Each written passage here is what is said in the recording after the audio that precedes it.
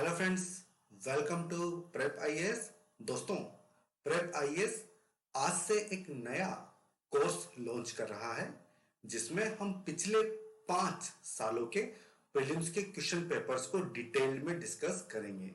और दोस्तों, आज इस सीरीज का पहला लेक्चर है जिसमें हम पॉलिटी एंड गवर्नेंस के क्वेश्चंस के बारे में डिस्कशन करने वाले हैं। एंड दोस्तों, 5 साल मतलब 2016 से लेके 2020 के यूपीएससी सिविल सर्विस प्रीलिम्स के क्वेश्चन पेपर को हम लोग डिस्कस करेंगे। अब दोस्तों, ये 5 साल के क्वेश्चन पेपर हमारे लिए क्यों इंपॉर्टेंट है, इसके लिए मैं आपको एक एग्जांपल देता हूं। दोस्तों, मेरा नाम है सौरभ जैन एंड ये मेरा 2018 प्रीलिम्स की मार्कशीट है। दोस्तों, ये मेरा फर्स्ट अटेम्प्ट था एंड इस अटेम्प्ट में मैंने GS1 में 101.34 मार्क्स ऑब्टेन किए थे। दोस्तों, मेरी कट ऑफ क्लियर हो गई थी क्योंकि उस साल कट ऑफ आई थिंक 98 के आसपास थी, बट मैं मार्जिन पे ही था। तो दोस्तों, मैंने जब इसके बारे में एनालिसिस किया तो मुझे कुछ कमियां नजर आई एंड जब मैंने इन कमियों पे वर्क किया तो आप देखिए मेरा 2019 का स्कोर वो है 120। दोस्तों, एक काफी अच्छा स्कोर है क्योंकि इस साल भी कट ऑफ 98 के आसपास ही गई थी। एंड दोस्तों, अगर मैं आपसे मेरा सीक्रेट शेयर करूं, ये जो मेरा इंप्रूवमेंट हुआ तो इसमें बहुत बड़ा कंट्रीब्यूशन था पिछले 5 साल के क्वेश्चन पेपर्स का। दोस्तों, ये क्यों इंपॉर्टेंट होते हैं? क्योंकि हमें पता चलता है कि यूपीएससी का ट्रेंड क्या है। ठीक है, कौन कौन से टॉपिक्स ऐसे हैं जो कि बहुत बार क्वेश्चन पूछे जाते हैं, मतलब मोस्ट इंपॉर्टेंट टॉपिक्स कौन से हैं। ठीक है, और आप किस तरह से आप ऑप्शंस को एलिमिनेट कर सकते हो, है ना, आप वाइल्ड गेस मार सकते हो। ये सब समझने के लिए आपको यूपीएससी के पिछले 5 साल के क्वेश्चन करने बहुत जरूरी है। इसलिए दोस्तों, जो भी लोग यूपीएससी 2021 प्रीलिम्स दे रहे हैं, जो कि अब काफी करीब है या जो कि तैयारी कर रहे हैं, उनके लिए ये कोर्स बहुत इंपॉर्टेंट होगा। दोस्तों, पॉलिटी एंड गवर्नेंस में पिछले 5 सालों में 70 क्वेश्चन पूछे गए हैं। हम इसको 2 पार्ट में करेंगे। आज हम 35 क्वेश्चन डिस्कस करेंगे एंड इसके तुरंत बाद हम दूसरा वीडियो भी अपलोड कर देंगे, उसमें बाकी के 35 क्वेश्चंस होंगे। चलिए दोस्तों, शुरुआत करते हैं। एंड दोस्तों, बहुत सबसे इंपॉर्टेंट बात, अगर आपका कोई डाउट होता है या आपकी कोई क्वेरी होती है तो आप कमेंट सेक्शन में मुझसे डायरेक्टली पूछ सकते हैं, मैं उसका रिप्लाई कर दूंगा। एंड दोस्तों, अगर अभी तक आपने हमारे इस चैनल को सब्सक्राइब नहीं किया है तो प्लीज हमारे इस चैनल को सब्सक्राइब कीजिए एंड अपने फ्रेंड सर्किल में भी हमारे इस चैनल को शेयर कीजिए ताकि उन्हें भी हमारे कोर्सेज का लाभ मिलता रहे। चलिए दोस्तों, शुरुआत करते हैं। सबसे पहले हम बात करेंगे 2016 के प्रीलिम्स की, और इसका जो पहला क्वेश्चन है वो क्या है? The parliament of India acquires the power to legislate on any item in the state list। दोस्तों, क्वेश्चन करने का तरीका ये होता है कि आप कीवर्ड्स पे आप अंडरलाइन कर लीजिए। ठीक है, in the national interest if a resolution to that effect is pass by. दोस्तों, 4 ऑप्शन दिए गए हैं हिंदी में। राष्ट्र हित में भारत की संसद राज्य सूची के किसी भी विषय पर विधिक शक्ति प्राप्त कर लेती है यदि इसके लिए एक संकल्प। दोस्तों, ये आर्टिकल 249 की बात हो रही है और इस आर्टिकल में दिया गया है कि हमें कौन सी मेजोरिटी चाहिए? Majority of not less than 2/3 of its member present and voting, मतलब राज्यसभा द्वारा अपने उपस्थित एवं मत देने वाले सदस्यों के कम से कम 2/3 बहुमत से पारित किया जाए। तो दोस्तों, ये स्ट्रेट फॉरवर्ड क्वेश्चन था।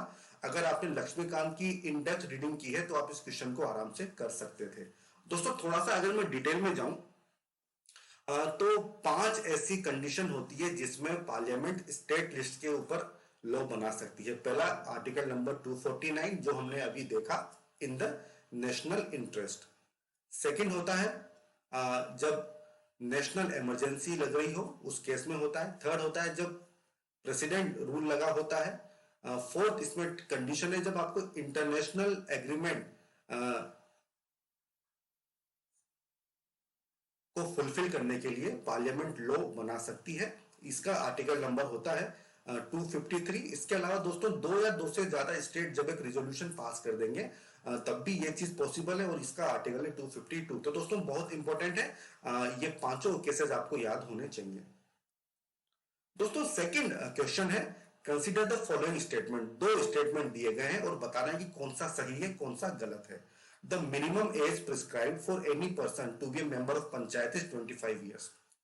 किसी भी व्यक्ति के लिए पंचायत का सदस्य बनने के लिए न्यूनतम निर्धारित आयु 25 वर्ष है। दोस्तों ये स्टेटमेंट गलत है, क्योंकि ये मिनिमम एज कितनी है, 21 साल।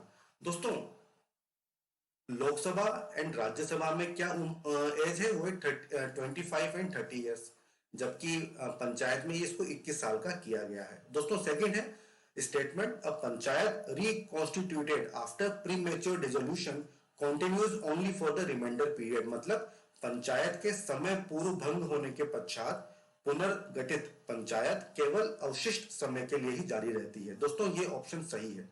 दोस्तों पंचायत का 5 साल का टेन्योर होता है, बट वो इस 5 साल के पहले भी उसको डिजोल्व किया जा सकता है। मान लीजिए अगर 3 साल में ही पंचायत डिजोल्व हो गई, तो जो नई पंचायत बनेगी वो केवल 2 साल के लिए, जो कि बैलेंस पीरियड है 5 - 3, 2 साल के लिए ही वो काम करती है। दोस्तों ये भी लक्ष्मीकांत से स्ट्रेट फॉरवर्ड क्वेश्चन था।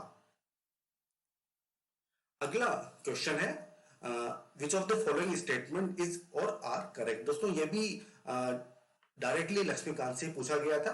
2 स्टेटमेंट दिए गए हैं, बताना है कौन सा सही है कौन सा सही नहीं है। देखिए, अ bill pending in the Lok Sabha lapses on it's prorogation. मतलब लोकसभा में लंबित कोई विधेयक उसके सत्रवसान पर व्यपतग हो जाता है, मतलब लैप्स हो जाता है। दोस्तों देखिए, यूपीएससी में कभी कभी ट्रिकी क्वेश्चन पूछे जाते हैं। यहाँ पे लिखा हुआ है प्रोरोगेशन, और दोस्तों आपको पता है कि प्रोरोगेशन पे किसी भी तरह के बिल लैप्स नहीं होते हैं। लैप्स कब होंगे, जब लोकसभा डिसॉल्व होती है। तो दोस्तों देखिए, अगर आप इस स्टेटमेंट को ढंग से पढ़ेंगे, 2 बार पढ़ेंगे, तो आप इस पॉइंट को समझ पाएंगे और आप इसको तुरंत कैंसिल कर देंगे कि स्टेटमेंट गलत है। तो दोस्तों पहला स्टेटमेंट गलत है। Second, a bill pending in the Rajya Sabha which was not being passed by the Lok Sabha shall not lapse on dissolution of the Lok Sabha। दोस्तों ये स्टेटमेंट सही है। इसका आंसर क्या होगा दोस्तों, 2 ओनली, 3 का आंसर हो जाएगा बी। दोस्तों लक्ष्मीकांत में वो सारे केसेस दिए गए हैं कि कब कब बिल लैप्स होता है और कब कब बिल लैप्स नहीं होता है। आप इस स्लाइड को पॉज कीजिए और यहाँ पे ये सारे के सारे केसेस मैंने मेंशन किए हैं, आप इसको नोट डाउन कर लीजिए, ताकि अगर दोबारा इस पे कोई क्वेश्चन आता है तो आप गलती ना करें, आप उसको पहले ही प्रयास में आप उसको अटेम्प्ट कर लें सही से। दोस्तों फोर्थ क्वेश्चन है राष्ट्रीय गरिमा अभियान। दोस्तों ये करंट अफेयर से डायरेक्टली पूछ लिया गया था। ये एक ऐसा नेशनल कैंपेन है जो किस चीज के लिए चलाया गया था, to eradicate the practice of manual scavenging and rehabilitate the manual scavenger. मतलब मेला ढोने की प्रथा को समाप्त करने और मेला ढोने वाले कर्मियों के पुनर्वासन के लिए राष्ट्रीय गरिमा अभियान इस स्कीम को चलाया गया था। दोस्तों इसमें डायरेक्टली करंट अफेयर से क्वेश्चन पूछा गया था। अगला क्वेश्चन जो कि मैं ट्रिकी मानता हूं, वो क्या था, 2 स्टेटमेंट दिए गए हैं और बताना है कि कौन सा सही है। The chief secretary in a state is appointed by the governor of that state. मतलब किसी राज्य के मुख्य सचिव को राज्यपाल के द्वारा नियुक्त किया जाता है। And the chief secretary in a state has a fixed tenure, और उसका टेन्योर भी फिक्स होता है, नियत कार्यकाल होता है। दोस्तों ये दोनों ही स्टेटमेंट गलत है। दोस्तों ये आपको लक्ष्मीकांत में नहीं मिलेगा, बट अगर आप कॉमन सेंस का यूज करें, क्योंकि दोस्तों अगर आप डेली न्यूज़पेपर पढ़ रहे हैं तो आप उसमें हमेशा आपको पढ़ने को मिलेगा कि इस गवर्नमेंट में ये चीफ सेक्रेटरी अपॉइंट हो गए हैं। तो दोस्तों वो अपॉइंटमेंट गवर्नर के द्वारा नहीं होता, वो करते हैं चीफ मिनिस्टर, है ना। और दोस्तों इनका कार्यकाल फिक्स नहीं होता है, क्योंकि इनको चीफ मिनिस्टर अपने मन मुताबिक इनको हटा भी देते हैं और इनको अपॉइंट भी कर देते हैं। तो दोस्तों ये करंट अफेयर से ये न्यूज़पेपर से क्वेश्चन था, एंड इसके दोनों ही ऑप्शन गलत है, तो इसका आंसर हो जाएगा नाइदर 1 और 2। तो दोस्तों देखिए, न्यूज़पेपर पढ़ना बहुत इंपॉर्टेंट होता है इस एग्जामिनेशन के लिए, इसलिए मैंने इसको ट्रिकी माना है। दोस्तों अगला क्वेश्चन है ग्राम न्यायालय एक्ट के ऊपर कि कौन सा स्टेटमेंट सही है। As per the act, ग्राम न्यायालय can hear only civil cases and not criminal cases। दोस्तों ये स्टेटमेंट गलत है। इस अधिनियम के अनुसार ग्राम न्यायालय केवल सिविल मामलों की सुनवाई कर सकते हैं, आपराधिक मामलों की नहीं। दोस्तों ग्राम न्यायालय एक्ट 2008 में आया था और इसका ऑब्जेक्टिव क्या था कि स्पीडी जस्टिस मिल सके, और इसमें दोस्तों सिविल एंड क्रिमिनल दोनों ही केसेस की सुनवाई हो सकती है। सेकंड ऑप्शन क्या है? The act allows local social activist as mediators और रिकॉन्सिलिएटर्स। दोस्तों ये स्टेटमेंट सही है। यह अधिनियम स्थानीय सामाजिक सक्रियतावादियों को मध्यस्थ सुलहकर्ता के रूप में स्वीकार करता है। जी हाँ दोस्तों, ये स्टेटमेंट सही है। और इसका सोर्स क्या होगा? आप लक्ष्मीकांत। दोस्तों पॉलिटी के लिए सिंगल सोर्स है लक्ष्मीकांत। अगर आप इसको डिटेल में इन डेप्थ पढ़ लेंगे तो आप 99% क्वेश्चंस को सॉल्व कर सकते हैं प्रीलिम्स में। दोस्तों अगला क्वेश्चन है, for election to the Lok Sabha a nomination paper can be filed by. मतलब लोकसभा के निर्वाचन के लिए नामांकन पत्र कौन कौन फाइल कर सकता है?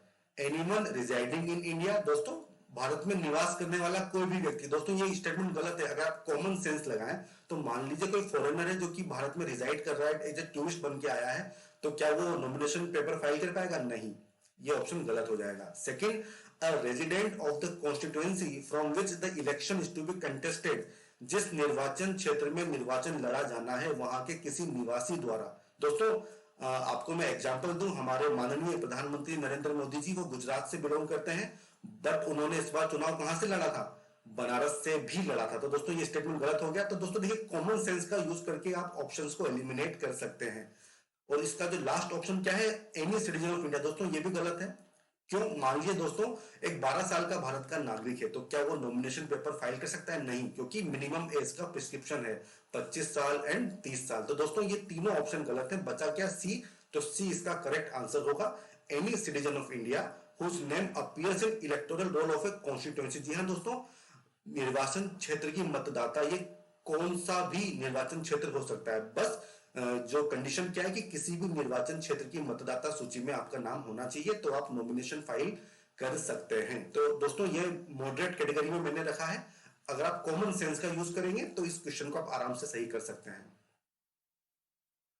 दोस्तों अगला क्वेश्चन है, in the election of Lok Sabha और स्टेट असेंबली, विधानसभा या लोकसभा के चुनाव में the winning candidate must get at least 50% of the vote poll to be declared elected. मतलब जीतने वाले उम्मीदवार को निर्वाचित घोषित किए जाने के लिए मतदान का कम से कम 50% पाना अनिवार्य है। दोस्तों ये ऑप्शन गलत है। क्यों दोस्तों? क्योंकि हमारे यहाँ क्या है, हमारे यहाँ पे यह है कि जो भी कैंडिडेट मैक्सिमम वोट प्राप्त करेगा वो जीत जाएगा, और इस चीज से कोई फर्क नहीं पड़ता कि उसने 50% वोट हासिल किए या नहीं। मान लीजिए दोस्तों अगर टोटल 100 वोट्स पोल किए गए हैं और 4 कैंडिडेट हैं, 1 2 3 4, इसमें 30 लिए, इसमें 20 लिए, इसमें 20 लिए, और मान लीजिए इसमें भी 20 लिए, तो ये कितने हो गए?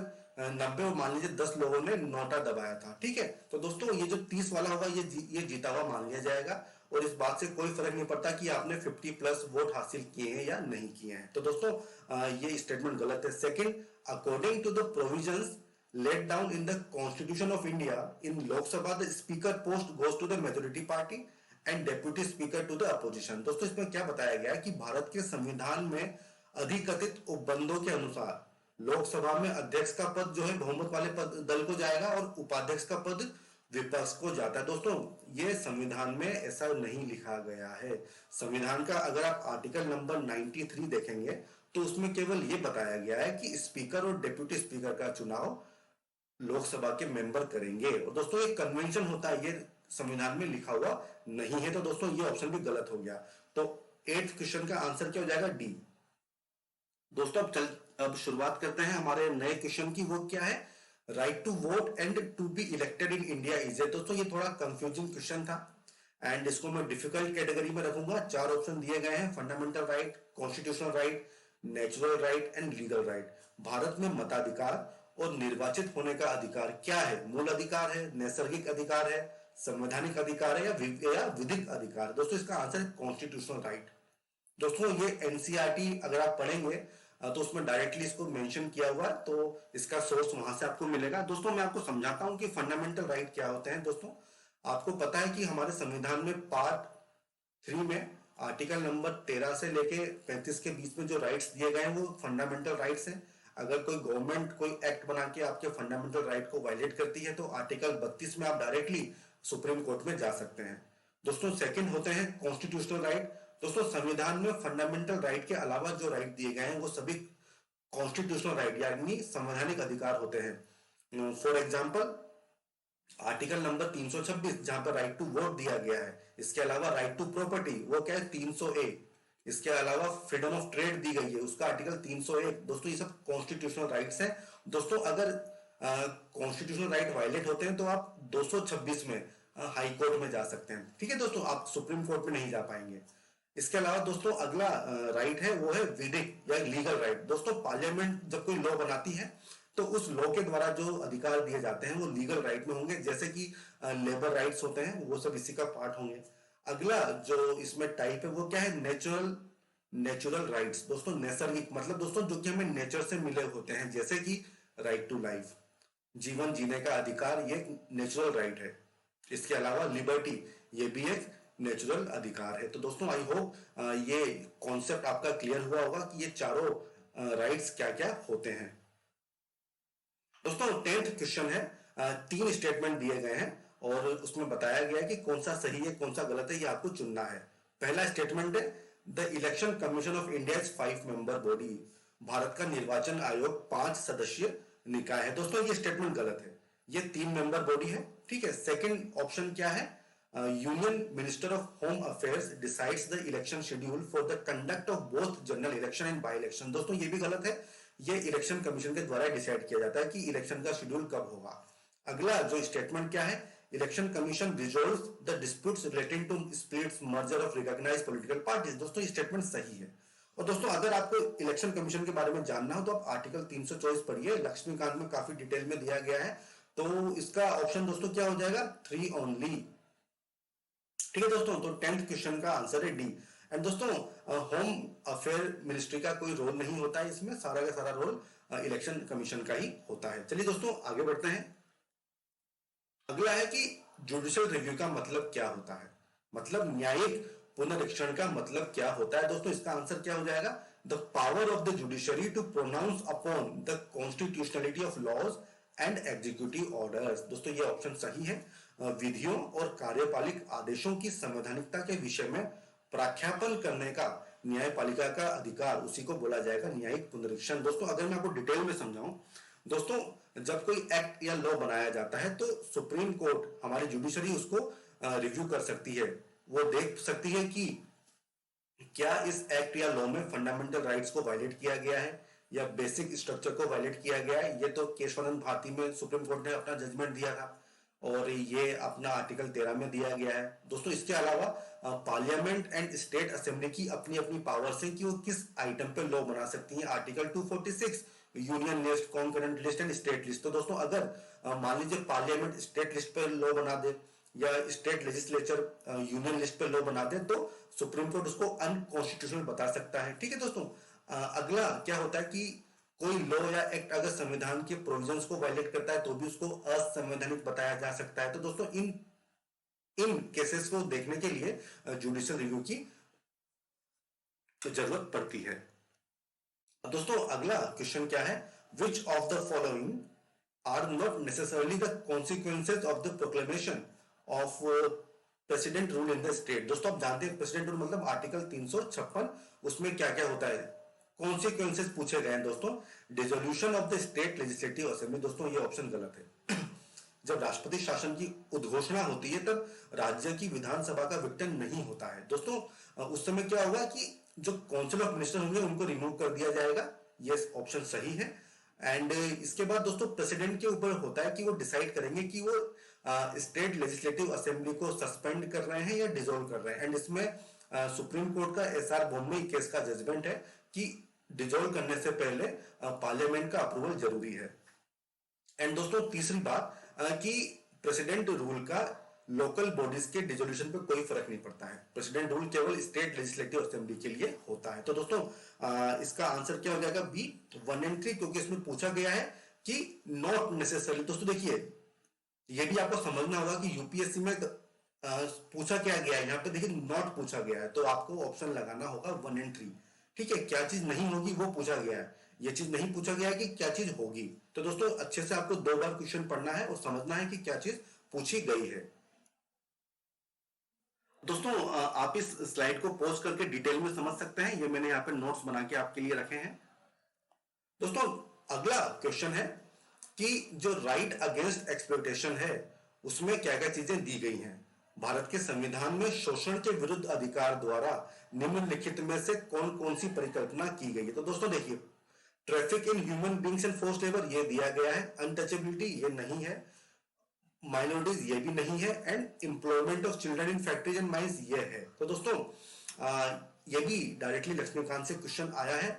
एंड अगर मैं आपको थोड़ा डिटेल में समझाऊं दोस्तों, हमारे फंडामेंटल राइट्स अगर हम देखें तो आर्टिकल नंबर 14 से लेके 18 ये है राइट टू इक्वलिटी, समानता का अधिकार इसको बोला जाता है। 19 से लेके 22 यहाँ पे है राइट टू फ्रीडम, स्वतंत्रता का अधिकार यहाँ पे बोला जाएगा। फिर 23 और 24 यह है राइट अगेंस्ट एक्सप्लॉयटेशन, ठीक है, राइट अगेंस्ट एक्सप्लॉयटेशन, शोषण के विरुद्ध अधिकार जो है। इसके अलावा आर्टिकल नंबर 25 से लेके 28 ये है राइट टू रिलीजियस फ्रीडम, धर्म का अधिकार। इसके अलावा आर्टिकल 29 और 30 ये कौन से हैं, cultural and educational rights of minorities. तो दोस्तों ये राइट अगेंस्ट जो एक्सप्लॉयटेशन है इसमें आर्टिकल नंबर 23 इसमें बात की गई है, एक तो ह्यूमन ट्रैफिकिंग की एंड फोर्स लेबर की, और आर्टिकल नंबर 24 में बताया गया है कि एम्प्लॉयमेंट ऑफ चिल्ड्रन, इसके बारे में बात की गई। दोस्तों स्ट्रेट फॉरवर्ड क्वेश्चन है लक्ष्मीकांत से, आई होप आप इसको सही कर देंगे, आपको समझ में आया होगा।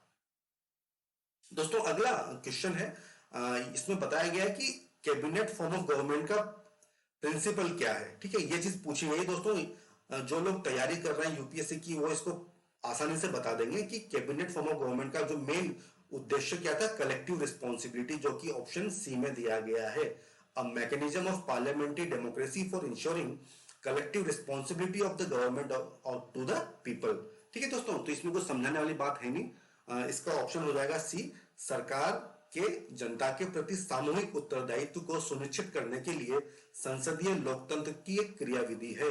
ठीक है दोस्तों, अब हम बात करेंगे अगले क्वेश्चन की, which one of the following is not a feature to Indian federalism, कौन सा इंडियन फेडरलिज्म का फीचर नहीं है, भारतीय संघ राज्य पद्धति की विशेषता नहीं है। तो दोस्तों पहला ऑप्शन है इंडिपेंडेंट जुडिशरी, दोस्तों हमारे यहां पर है, एक स्वतंत्र न्यायपालिका हमारे यहां पर है, तो ये तो ऑप्शन सही है।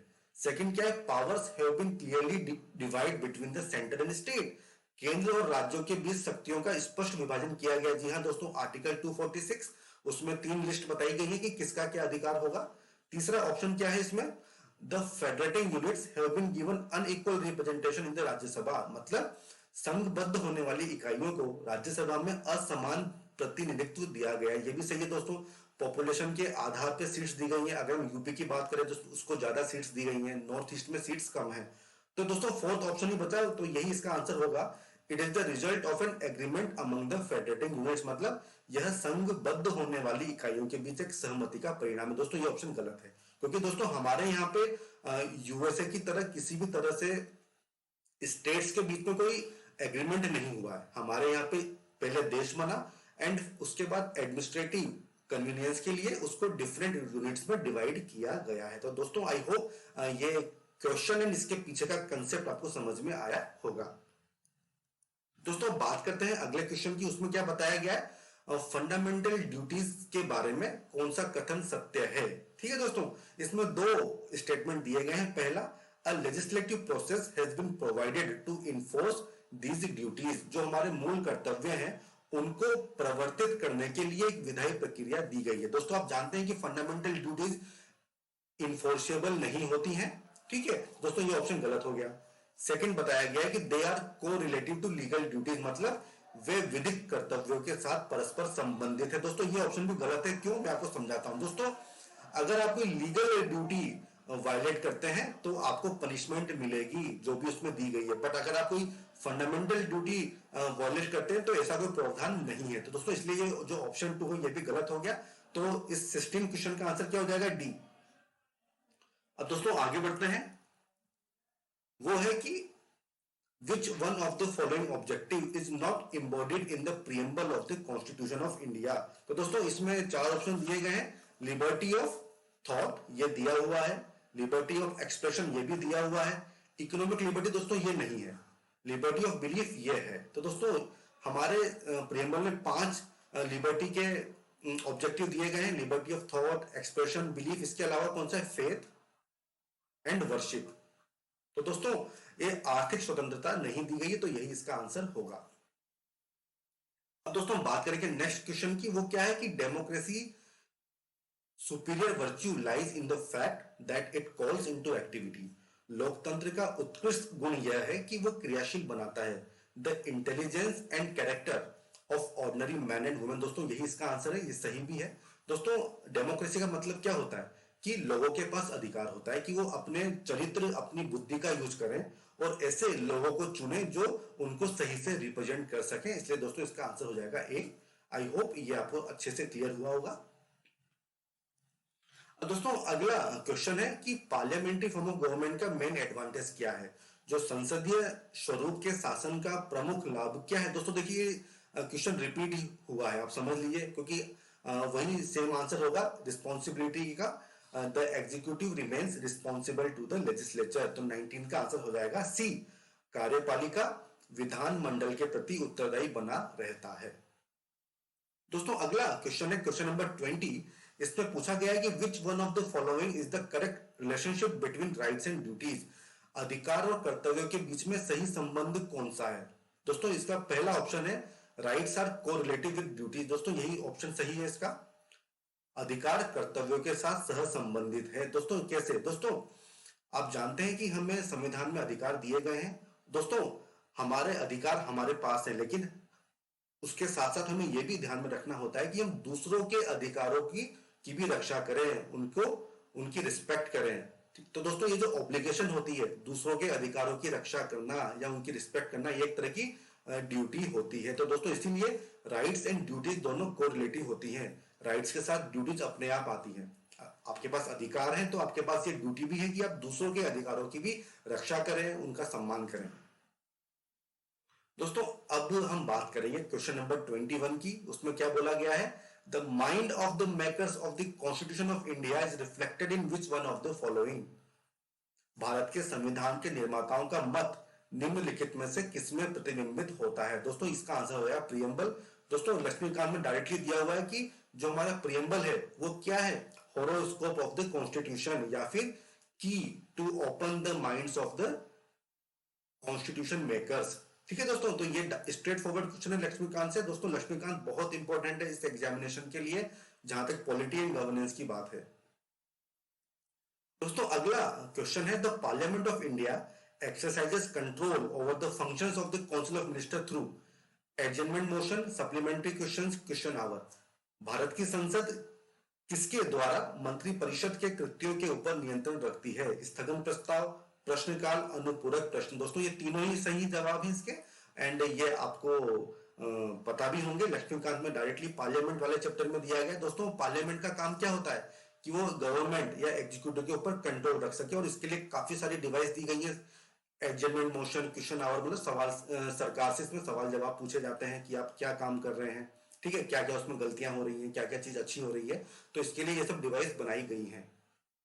तो दोस्तों इसका आंसर हो जाएगा डी। अब हम बात करेंगे क्वेश्चन नंबर 23 की, एंड यहाँ पे बात किया गया है कि प्राइवेट मेंबर बिल के बारे में सवाल पूछा गया है। दो स्टेटमेंट दिए गए, बताना है कि कौन कौन से स्टेटमेंट सही है। पहला स्टेटमेंट क्या है कि अ private member bill is a bill represented by member of parliament who is not elected but only nominated by president of India. मतलब गैर सरकारी विधेयक एक ऐसा विधायक है जो संसद के ऐसे सदस्य के द्वारा प्रस्तुत किया जाता है जो निर्वाचित नहीं है किंतु भारत के राष्ट्रपति द्वारा नॉमिनेट उसको किया गया। दोस्तों ये स्टेटमेंट गलत है। दोस्तों आप जानते हैं कि संसद में जो पब्लिक बिल होंगे वो मिनिस्टर है वो पेश करते हैं, और इसके अलावा कोई भी मेंबर अगर कोई बिल पेश करेगा, भले वो रूलिंग पार्टी का हो या अपोजिशन का हो, उसको बोला जाएगा प्राइवेट मेंबर बिल। तो दोस्तों पहला ऑप्शन गलत हो गया। एंड सेकंड इसमें क्या बताया गया कि recently a private member bill has been passed in the parliament for the first time in the history. पहली बार ऐसा हुआ है, हाल ही में भारत की संसद के इतिहास में पहली बार एक गैर सरकारी विधेयक को पारित किया गया। दोस्तों देखिए ये 2017 का क्वेश्चन है, तो रिसेंटली का मतलब तो क्या हुआ कि 2-3 साल में हो गया होगा। पर दोस्तों आज तक केवल 3 ही बार प्राइवेट मेंबर बिल पास हुआ है, और आखिरी बार 1968 में हुआ था, उसके बाद कभी हुआ ही नहीं। एंड दोस्तों इसमें 2 चीजें और हैं जो आपको जाननी होगी, कि एक सेशन में आप केवल 3 प्राइवेट बिल को एंटरटेन कर सकते हैं, और दूसरा अगर आप प्राइवेट मेंबर बिल पेश कर रहे हैं तो आपको 1 महीने का एडवांस में नोटिस देना होता है। वहीं जो पब्लिक बिल होते हैं वहां पे आपको 7 दिन का नोटिस देना होता है। तो दोस्तों ये एडिशनल इंफॉर्मेशन है, आपको याद रखनी चाहिए। दोस्तों अगला क्वेश्चन है, one of the implication of equality in society is the absence of privileges, restraints, competition, ideology. दोस्तों इसका डायरेक्टली आंसर ए है, प्रिविलेज की एब्सेंस होती है इक्वलिटी के लिए। समाज में समानता के होने का एक निहितार्थ यह है कि उसमें विशेषाधिकारों का अभाव है। दोस्तों ये इस क्वेश्चन की लैंग्वेज से समझ में आ रहा है कि इसका आंसर प्रिविलेज है, सभी लोग समान होंगे। एंड इसके लिए सही ऑप्शन क्या बनता है, प्रिविलेजेस, विशेषाधिकारों का अभाव। अब दोस्तों हम बात करेंगे क्वेश्चन नंबर 25 की। इसमें क्या बताया गया कि 42वें संविधान संशोधन के द्वारा डीपीएसपी में कौन सा प्रिंसिपल डाला गया है। तो दोस्तों ये तो स्ट्रेट फॉरवर्ड क्वेश्चन है, इसका आंसर हो जाएगा B, participation of workers in the management of industries, उद्योगों के प्रबंधन में कामगारों की सहभागिता। दोस्तों आप जानते हैं कि डीपीएसपी में 42nd कॉन्स्टिट्यूशन अमेंडमेंट जो कि 1976 में हुआ था, तो उसमें आर्टिकल 39, 39A, 43A, 48A इन सब में संशोधन किए गए थे। उसके अलावा 42nd के साथ साथ 44th अमेंडमेंट भी हुआ है, ठीक है, 86 भी हुआ है, 97 भी हुआ है। तो ये सब आपको याद रखने होंगे, ये इंपॉर्टेंट है हमारे एग्जाम के लिए। दोस्तों क्वेश्चन नंबर 26 ये क्या बताता है कि which one of the following statement is correct, कौन सा कथन सही है। Rights are claims of the state against the citizen, अधिकार नागरिकों के विरुद्ध राज्य के दावे। दोस्तों ये गलत है। ये तो राइट्स क्या होते हैं, ये नागरिकों के अधिकार होते हैं, उनके क्लेम्स होते हैं स्टेट के विरुद्ध, ठीक है दोस्तों। तो rights are claims of the citizen against the state, ये आंसर सही होगा। तो इसका ऑप्शन क्या हो जाएगा, सी, ठीक है दोस्तों। दोस्तों हमारे संविधान में हमें अधिकार दिए गए हैं और राज्य, स्टेट उन अधिकारों से हमसे नहीं छीन सकता है। अगर छीनने की कोशिश करता है तो हम कोर्ट में जा सकते हैं और हमारे अधिकार पुनः प्राप्त कर सकते हैं। तो दोस्तों आई होप क्वेश्चन नंबर 26 आपको क्लियर हो गया होगा। दोस्तों हम बात करेंगे नेक्स्ट क्वेश्चन की, वो है local self government can be best explained as an exercise in, स्थानीय स्वशासन की सर्वोत्तम व्याख्या यह की जा सकती है कि यह एक प्रयोग है किस चीज का, डेमोक्रेटिक डिसेंट्रलाइजेशन। ये भी दोस्तों डायरेक्टली क्वेश्चन आया है आपके लक्ष्मीकांत से, लोकतांत्रिक विकेंद्रीकरण का। इसमें ग्रास रूट लेवल पे लोगों को पावर दी गई है कि वो अपना शासन खुद से कर सके। ये 73rd एंड 74th जो अमेंडमेंट हुए थे उसके माध्यम से ये पावर दी गई है। दोस्तों अब हम बात करेंगे क्वेश्चन नंबर 28 की। इसमें दोस्तों क्या स्टेटमेंट है, with reference to constitution of India DPSP constitute limitation upon legislative functions and executive function. Hindi में दोस्तों भारत के संविधान के संदर्भ में राज्य की नीति के निर्देशक तत्व विधायिका के कृत्यों पर निर्बंधन करते हैं, कार्यपालिका के कृत्यों पर निर्बंधन मतलब लिमिटेशन। दोस्तों ये दोनों ही ऑप्शन गलत है, क्योंकि जो डीपीएसपी होती है ये इन्फोर्सेबल नहीं है, ये किसी भी तरह की लिमिट क्रिएट नहीं करती है। दोस्तों अगर आप देखेंगे आर्टिकल नंबर 37 उसमें क्या बताया गया है कि ये नॉट इन्फोर्सेबल होंगे एंड ये जो प्रिंसिपल है ये गवर्नेंस में फंडामेंटल होंगे, ये किसी भी तरह की लिमिट क्रिएट नहीं करेंगे। दोस्तों तो 28 इसका क्या आंसर हो जाएगा, डी, नाइदर 1 नॉर 2। दोस्तों अगला क्वेश्चन है क्वेश्चन नंबर 29। ये 2018 में पूछा गया था। इसमें दोस्तों 3 कथन दिए गए हैं और दोस्तों इसको मैंने हार्ड एंड ट्रिकी कैटेगरी में रखा है। देख समझते हैं इस क्वेश्चन को। पहला इसका स्टेटमेंट क्या है, in the first Lok Sabha the single largest party in the opposition was the स्वतंत्रता पार्टी। ठीक है दोस्तों, पहला स्टेटमेंट। दोस्तों मुझे ये चीज अच्छे से पता है कि बहुत से लोगों को ये स्टेटमेंट पता नहीं होगा।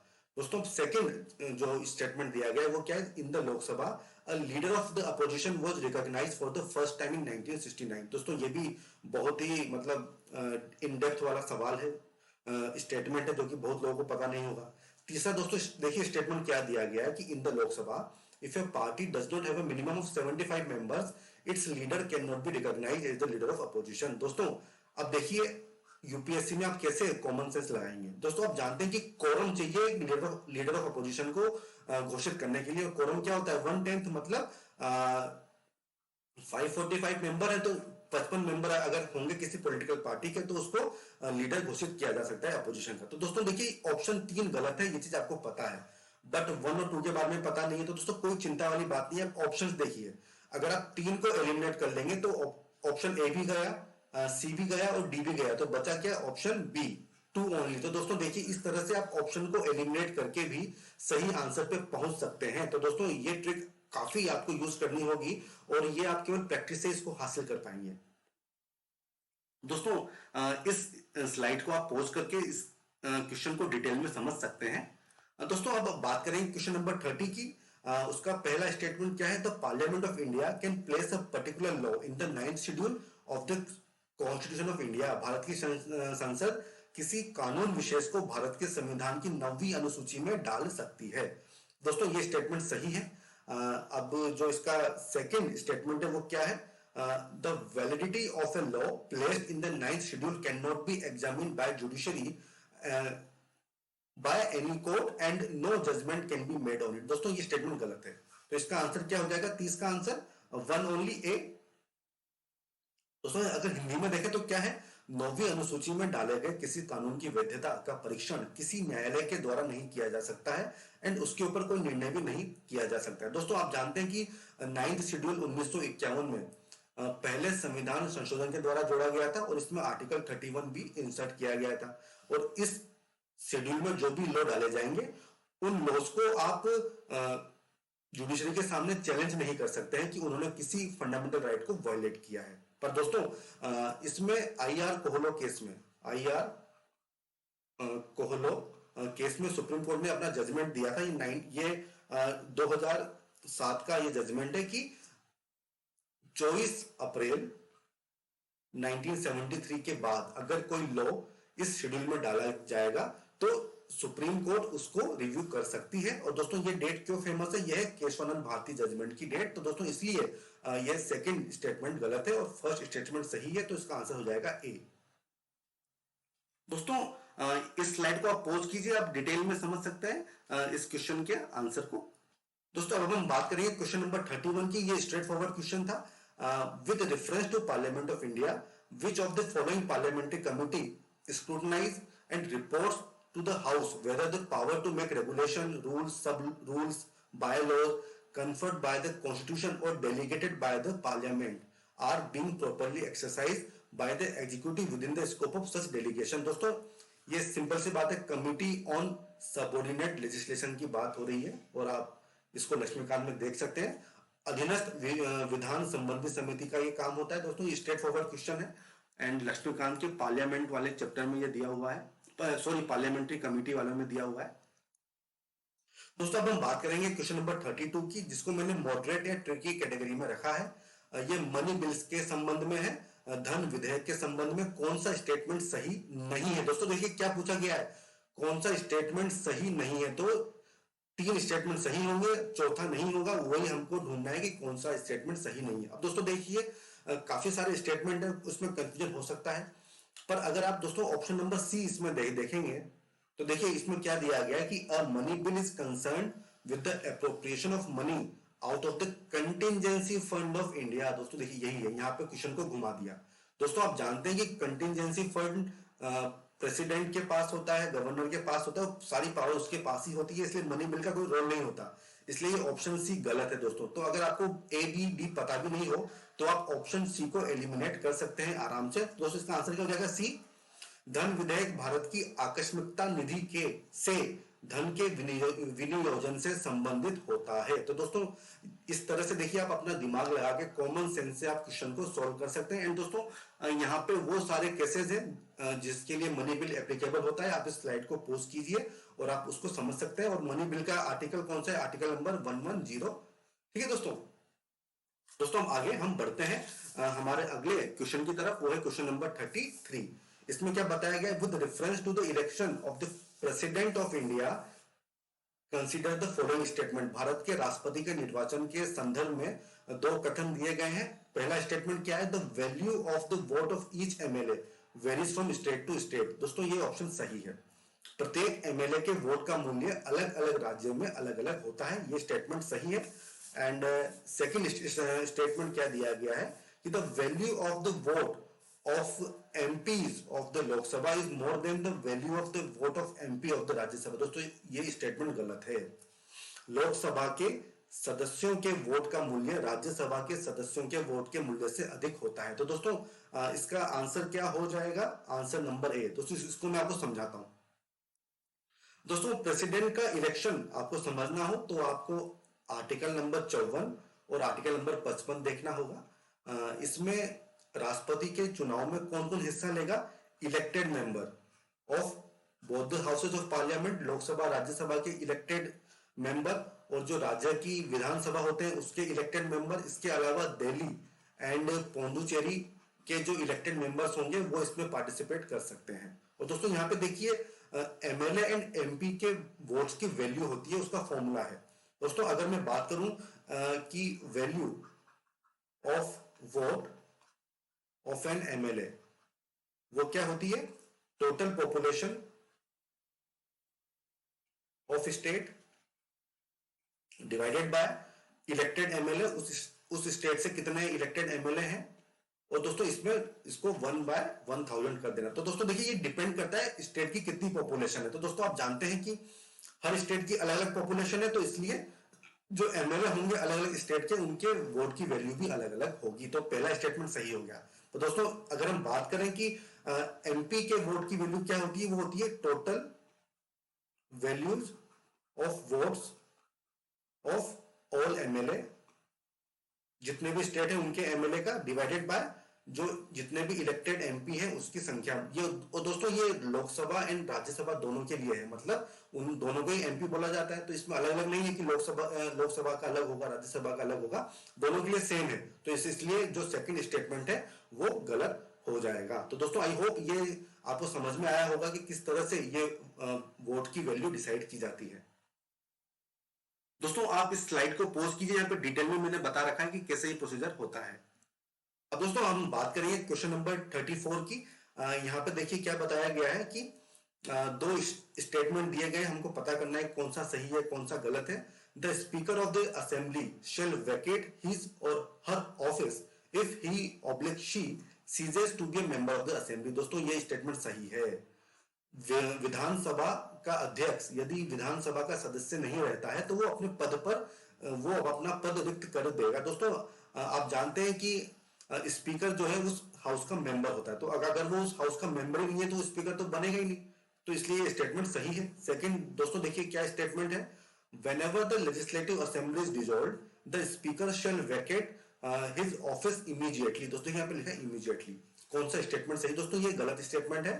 जब कभी विधानसभा का विघटन किया जाता है तो अध्यक्ष अपने पद को तुरंत रिक्त कर देगा। दोस्तों ये गलत स्टेटमेंट है। तो इसका आंसर क्या हो जाएगा? 34 का हो जाएगा ए। दोस्तों अगर आप आर्टिकल नंबर 94 देखें हमारे संविधान का, तो उसमें साफ साफ लिखा हुआ है कि जो स्पीकर होगा वो अगली जो विधानसभा होगी या लोकसभा होगी उसकी फर्स्ट मीटिंग से पहले तक रहेगा और तभी वो अपना पद रिक्त करेगा। मतलब जो अगली लोकसभा या फिर जो अगली विधानसभा है उसकी जो फर्स्ट मीटिंग होगी उससे पहले उसको अपना पद छोड़ना है। ठीक है दोस्तों, तो ये मॉडरेट टाइप का क्वेश्चन है। अगर आपने डिटेल में पढ़ा होगा लक्ष्मीकांत को तो आप इसको आराम से कर पाएंगे। दोस्तों अब आज का हमारा जो आखिरी क्वेश्चन हम लोग टेकअप करते हैं वो है क्वेश्चन नंबर 35। इसमें क्या बताया हुआ है कि which one of the following reflects the most appropriate relationship between law and liberty. दोस्तों ये हार्ड कैटेगरी में मैंने रखा है और काफी लोग कंफ्यूज हुए थे इस क्वेश्चन पे। विधि और स्वाधीनता के बीच सबसे उपयुक्त संबंध को कौन सा कथन प्रतिबिंबित करता है? दोस्तों देखिए यहाँ पे 4 स्टेटमेंट दिए गए हैं। If there are more laws there is less liberty. दोस्तों ऐसा कुछ है नहीं। अगर विधियां अधिक होती है तो स्वाधीनता कम हो जाएगी, ऐसा नहीं है, बल्कि और स्पेसिफिक लोगों को पता होगा कि हमारी क्या क्या लिबर्टीज हैं। सेकंड स्टेटमेंट क्या है? If there are no laws there is no liberty. दोस्तों ये स्टेटमेंट सही है 35। दोस्तों अगर मान लीजिए एक देश में कानून ही नहीं है तो वहां पे लिबर्टी कैसे रहेगी? कुछ लोग ऐसे होंगे जो हावी हो जाएंगे, है ना, तो लोगों को अपनी इच्छा अनुसार काम करने की आजादी मिलेगी ही नहीं। इसलिए if there are no laws there is no liberty. तो दोस्तों और बाकी के जो 2 स्टेटमेंट है वो भी गलत हैं। तो दोस्तों इसका सही आंसर क्या होगा? Answer number B. तो दोस्तों ये हमारा पॉलिटी एंड गवर्नेंस का फर्स्ट पार्ट है, जिसमें हमने 35 क्वेश्चंस अभी डिस्कस किए हैं। नेक्स्ट वीडियो में हम बाकी के 35 क्वेश्चंस डिस्कस करेंगे। दोस्तों, अगर आपका कोई डाउट या क्वेरी है तो आप हमसे पूछ सकते हैं। मैं आप उसको या तो कमेंट सेक्शन में ही रिप्लाई कर दूंगा, या फिर अगले वीडियो में हम उसको रिजॉल्व करने की कोशिश करेंगे। आई होप दोस्तों आपको हमारा ये सीरीज, हमारा ये लेक्चर पसंद आया होगा। Thank you for watching.